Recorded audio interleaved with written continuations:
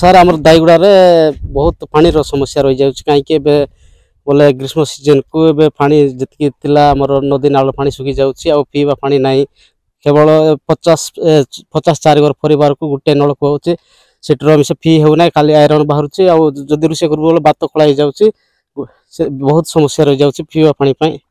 ଆଉ ଗାଁର ସବୁ ମାଆ ମାନେ ସବୁ ଏ ନଦୀର ପାଣି ଏଠି ବି ବର୍ଷା ହେଲେ ପାଣି ଗଳିଆ ହେଇଯାଉଛି ଆଉ ବହୁତ ଅସୁବିଧା ପାଣି ପାଇଁ ହେଇଯାଉଛି ଜଣାଇଛୁ ପଞ୍ଚାୟତରେ ବି ଆମର ଗ୍ରାମ ସଭାରେ ଲେଖି ଦେଇଛୁ 2-3 ଥର ଆଉ କିଛି ଆମର ହେଇନାହିଁ ସେଥିପାଇଁ ଆମେ ଆଉ ଯଦି ଆଉ ଭାବୁଛୁ ଆଉ ଉପର ଲେବୁଲକୁ ଯିବା ପାଇଁ ଯଦି ଆଉ ଆଗାମୀ ଦିନରେ ଯଦି ପାଣି ସୁବିଧା ଆମର ଯଦି ହବ ନାହିଁ ବୋଲେ ଆମେ କଲେକ୍ଟର ପାଖରେ ଯିବୁ। ଆମର ଗାଁରେ ନଦୀ ବେଶୀ ଅସୁବିଧା ଅଛି ସାର୍ ଆଉ ବୋରିଂ ଗୋଟେ ଅଛି ସେଠୁର ପାଣି କାଇ ହେଉନାହିଁ ନଦୀରୁ ଆକା ନେଇକିନା ଖାଉଛୁ ଏବେଟା ପାଖରେ ନଦୀ ଅଛି ଆରି ସେ ପାଣି ମିଶା ଭଲ ନାହିଁ କାଲି ଗଣା ସବୁ ବେଲେ ରହୁଛି ଆରି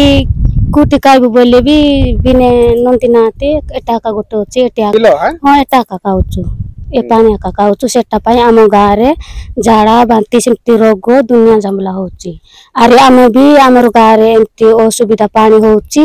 ପାଣି ଟିକେ କରିଦିଅ ସୁବିଧା ବୋଲି କେତେ ଆମେ ଲେଖିକିନା ଦେଉଛୁ ପଞ୍ଚାୟତରେ ମିଶା ଆରି ବି ହେଉନାହିଁ ଉଠାଇକିନା ନେଲେଣି ଏଥିର ପାଣି ନେବା ବେଲେ ଆରି ମିଶା ହେଉନାହିଁ ଆମର ଗାଁରେ କାଲି ଆଦିବାସୀ ଲୋକ